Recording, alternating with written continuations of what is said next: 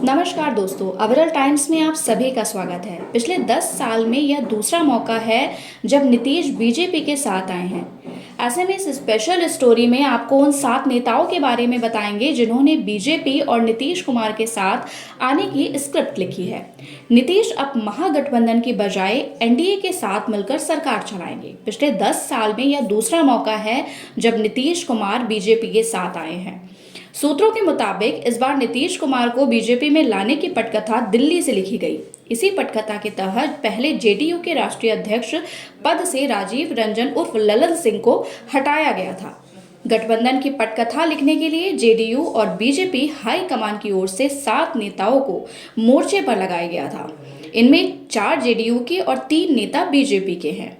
केंद्रीय गृह राज्य मंत्री नित्यानंद राय को अमित शाह का भरोसेमंद माना जाता है। सूत्रों के मुताबिक बीजेपी की तरफ से पूरे अभियान को नित्यानंद राय ही लीड कर रहे थे।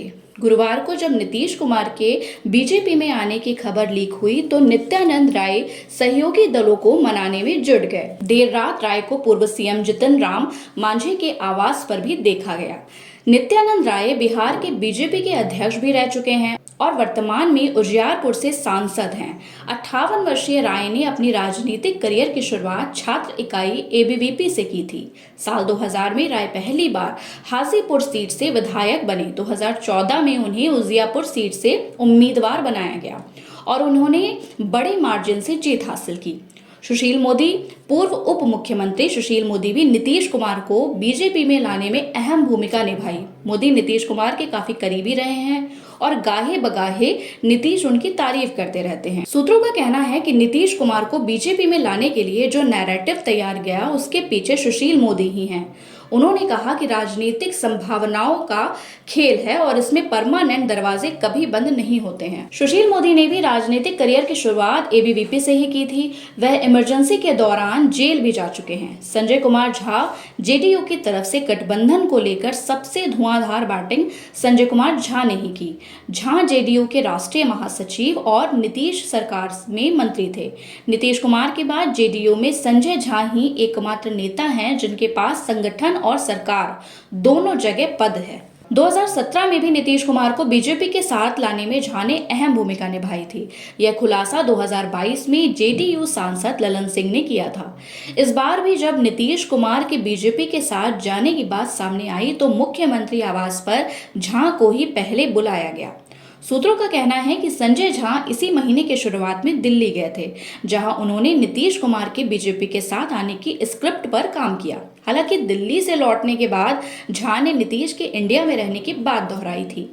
झा ने अपनी राजनीतिक करियर की शुरुआत बीजेपी से ही की थी, लेकिन 2012 में उन्होंने जेडीयू का दामन थाम लिया। 2014 में नीतीश कुमार ने उन्हें दरभंगा लोकसभा सीट से उम्मीदवार भी बनाया, लेकिन वह हार गए। संजय झा को फिर विधान परिषद भेजा गया और उन्हें राज्य कैबिनेट में मंत्री बनाया गया। वर्तमान में झा के पास जल संसाधन और जनसंपर्क जैसे मलाईदार विभाग रहे। झा को नीतीश के किचन में कैबिनेट का भी सदस्य माना जाता है। हरिवंश राज्यसभा के उपसभापति हरिवंश ने भी पटकथा लिखने और उसे अमली जामा पहनाने में मुख्य भूमिका निभाई है।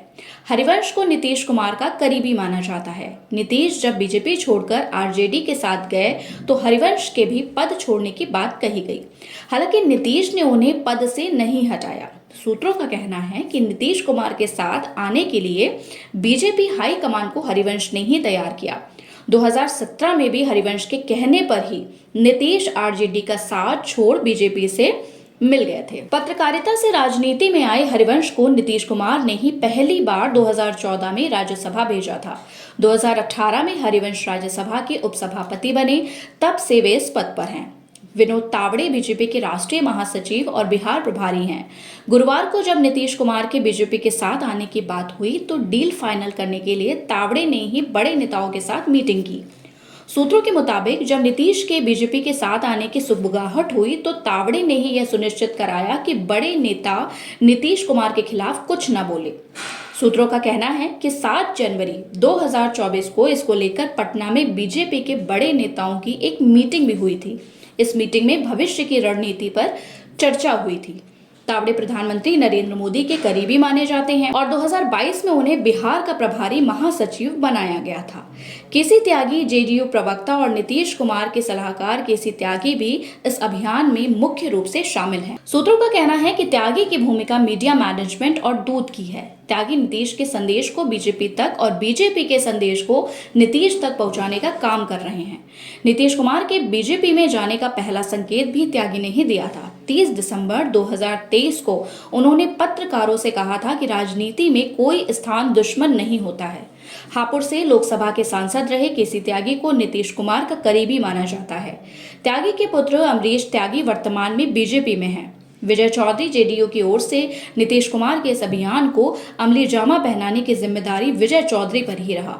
सूत्रों का कहना है कि पहले जेडीयू अध्यक्ष पद से ललन सिंह को हटाया था, जिसके लिए चौधरी को ही आगे किया गया। सूत्रों के मुताबिक विजय चौधरी ने ललन सिंह से बात कर यह सुनिश्चित किया कि अध्यक्ष पद का ट्रांसफर आसानी से हो जाए।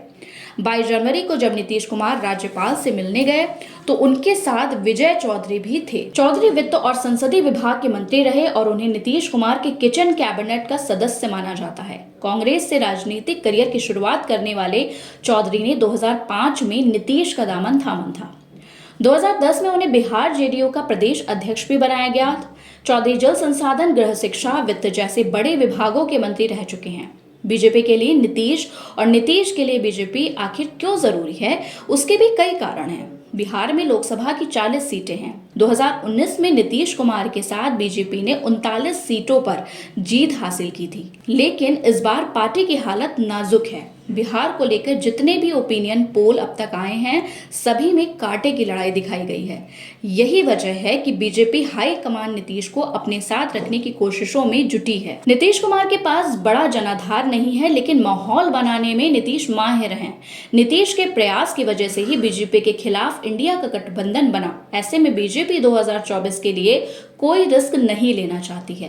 नीतीश कुमार के लिए भी बीजेपी का साथ जरूरी है। नीतीश कुमार की पार्टी के कई बड़े नेता और उनके करीबी ईडी, आईटी और सीबीआई के रडार पर हैं। इनमें एमएलसी राधाचरण सेठ, विजय चौधरी के साले अजय सिंह उर्फ कारू और ललन सिंह के करीबी गब्बू सिंह का नाम शामिल है। वीडियो पसंद आई हो तो लाइक और चैनल को सब्सक्राइब करें, साथ ही बेल आइकन दबाएं ताकि आपको हमारे सभी नए वीडियो का नोटिफिकेशन मिलता रहे।